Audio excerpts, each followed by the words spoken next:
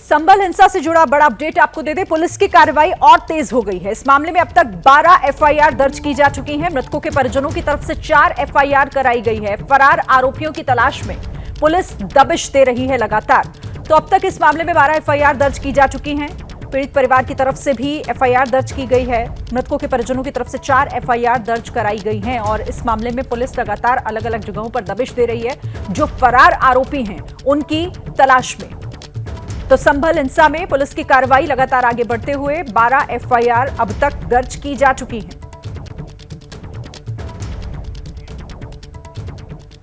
और संभल में हिंसा के बाद अब जिंदगी पटरी पर लौटने लगी है। जिले में दुकानों को खोल दिया गया है। हालांकि सुरक्षा के मद्देनजर अभी भी पुलिस फोर्स को तैनात किया गया है। पुलिस प्रशासन की जांच चल रही है। 27 लोगों की पुलिस गिरफ्तारी कर चुकी है। तो वही 100 से ज्यादा दंगाइयों की पहचान की गई है जो कि सीसीटीवी और जो ड्रोन की फुटेज है उनके अंदर नजर आ रहे हैं। दंगाइयों ने बकायदा अपने चेहरे पर नकाब डाला हुआ था। पहले से ही इंतजाम किए गए थे कि अगर आंसू गैस के गोले छोड़े तो उससे जो जलन होती है उससे कैसे बचा जा सके। बड़ी संख्या में ईंटों का इस्तेमाल किया गया पथराव के लिए, जिसके लिए जो ईंटें हैं वो तो प्रशासन ने अब आसपास से इलाकों से हटाना शुरू कर दिया था, लेकिन जिंदगी भी अब वापस शुरू होती हुई नजर आ रही है। 3 दिन बीत गए हैं। बिल्कुल जामा मस्जिद के नज़दीक ही खड़ा हूँ, 100 मीटर की दूरी पर। यहाँ देखिए आपने दुकानें खुलनी शुरू हो गई हैं। ये साथ में एक किराना शॉप है वो भी खुली हुई है। तो वही ये एक अलमारियों की दुकान है वो भी दुकानदार ने खोल दी है। सर दुकानें देख रहा हूँ पूरी तरीके से तो नहीं खुली लेकिन कुछ खुली जी। आज ही से खुलनी शुरू हुई हैं। थोड़ा प्रशासन चाह रहा है कि दुकानें खुलें, सब खुलें। वो भी लोग आश्वासन दे रहे हैं कि सब नॉर्मल है। हाँ, वैसे भी नॉर्मल है, हो चुका है। तो कोशिश यही कर रहे हैं सब दुकानें खोल के स्थिति को और जल्दी जितना हो सके जल्दी नॉर्मल कर लें सब कर। 3 दिन बीत गए हैं। कहीं ना कहीं कुछ थोड़ा सा डर है क्योंकि जिस तरह का मंजर था शायद वही वजह है कि बाकी लोग। डर तो पब्लिक के है, दिलों में बैठा हुआ है, इसमें कोई दो राय नहीं है कि डर ना हो। डर तो सबों के दिल में है। आप थे वहाँ यहाँ उस दिन थे जब मतलब एकदम पथराव हो रहा था? सब घरों में थे। वो टाइम ही ऐसा था ना, क्योंकि वो तो बहुत सुबह हो गया, मार्केट ही 10 से खुलती है, तो सब घरों में थे। बाकी वैसे हमारे कैमरे वगैरह लगे हुए थे, वो प्रशासन को दे दिए हैं, दोपहर में दे दिए थे उसी रोज। कहीं ना कहीं प्रशासन को लग रहा है कि एक साजिश थी। आपने भी देखा अचानक से इतनी बड़ी संख्या में भीड़, इतनी ईंटें आ जाना। आपको लगता है ऐसा कुछ कि ये अचानक से हुआ? या हम तो सो रहे थे घर में, हमें तो पता भी नहीं था किसी को भी क्या हो गया। ये तो किसी को भी नहीं पता था, किसी को भी नहीं पता था क्या हो रहा है। ये तो करीब 8 साढ़े 8 बजे के बाद पता चला कि साहब ये ऐसे ऐसे गाड़ियाँ देख के, पुलिस की गाड़ियाँ जब खड़ी थी सब, तो उसे देख देख के पब्लिक आई, कैसे आई।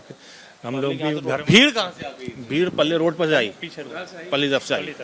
बाहरी लोग थे? जी जी जी जी जी। ये ओमकार हैं, रहते हैं यहीं पर, रहते हैं ओमकार सिंह।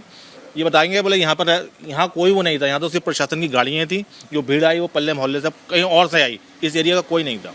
यहाँ पर मैं जो देख पा रहा हूँ यहाँ थोड़ा हिंदू बहुल समाज रहता है यहाँ पर, या रहते हैं। हाँ, ये ओमकार है हमारे, ये रहते हैं।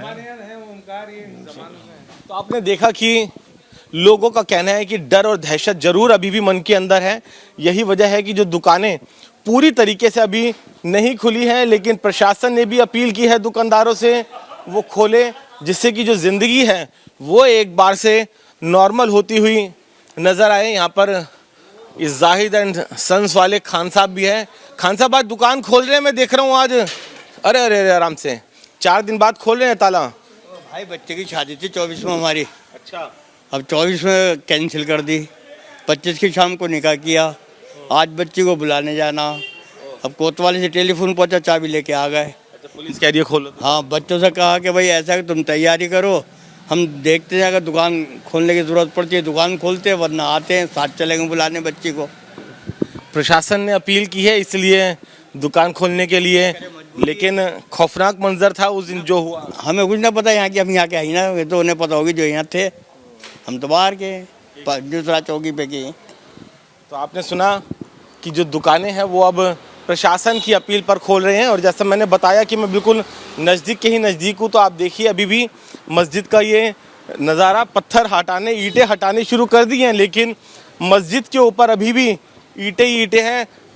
अभी भी मस्जिद पर से ईंटें नहीं हटी हैं कहाँ है ईंट वो तो छोटे? ये तो ऐसे पहले से ही पड़े थे क्या? हाँ, ऐसी है ये तो, ये ईंट कहाँ है? बच्चे फेंकते रहे हैं। नहीं आई इनको। अच्छा चलिए, तो देखिए अब जो जिंदगी है वो वापस शुरू है। और सबसे अहम बात, यहाँ पर उतना फोर्स अभी भी डिप्लॉय है जितना कि पहले था, क्योंकि प्रशासन गंभीरता को समझता है। अभी आज बुधवार है, शुक्रवार को जुम्मे की नमाज भी है, उसके बाद कोर्ट में मामले की सुनवाई भी है। तो अभी भी हालात यहाँ पर पूरी तरीके से काबू में हैं। किसी तरह से भी परिस्थितियाँ खराब ना हो, उसको लेकर प्रशासन ने पूरे इंतजाम किए हुए हैं। पुलिस बल भारी संख्या में कई कंपनी लगाया गया है। अब नगर निगम को भी लगा दिया है ईंटें और उन सब की छटाई के लिए। जो दुकानदार हैं उनसे अपील भी की गई है, उनको बाकायदा फ़ोन भी जा रहे हैं कि अपनी दुकानें खोलें, जिससे ज़िंदगी एक बार फिर से पटरी पर आ सके। कैमरामैन मनीष उनियाल के साथ वरुण जैन, एबीपी न्यूज़, संभल। तो संभल में अब धीरे धीरे हालात सामान्य होते हुए दिखाई दे रहे हैं। इधर संभल हिंसा पर यूपी बीजेपी के अध्यक्ष भूपेंद्र चौधरी का बयान भी सामने आया है। उन्होंने कहा कि एसपी नेताओं ने लोगों को भड़काया, 2 परिवारों के वर्चस्व की लड़ाई जिसकी वजह से हिंसा हुई, और साथ ही समाजवादी पार्टी के नेताओं पर बड़ा आरोप लोगों को भड़काने का। संभल में जिस प्रकार से ये दुखद घटना हुई है, माननीय न्यायालय के आदेश पर एक टीम वहां सर्वे करने गई थी। जिस प्रकार से समाजवादी पार्टी के नेताओं के द्वारा लोगों को भड़काकर, उकसाकर, उस पर पथराव करके एक माहौल खराब करने का काम किया है, ये निश्चित रूप से 2 परिवारों के राजनीतिक वर्चस्व की लड़ाई है। और अगर गहनता से इसमें जांच हो रही है और जब जांच रिपोर्ट आएगी तो दूध का दूध, पानी का पानी हो जाएगा।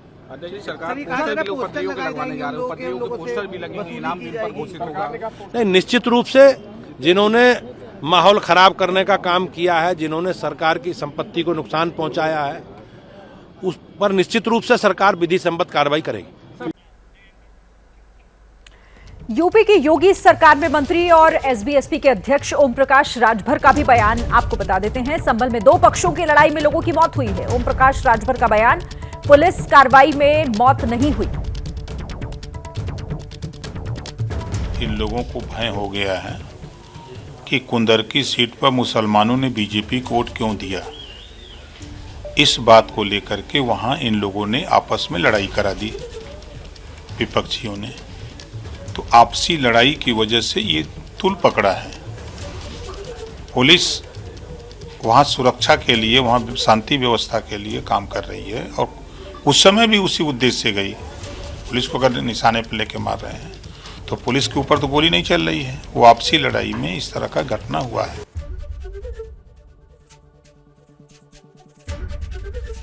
एबीपी गंगा, खबर आपकी, जुबान आपकी।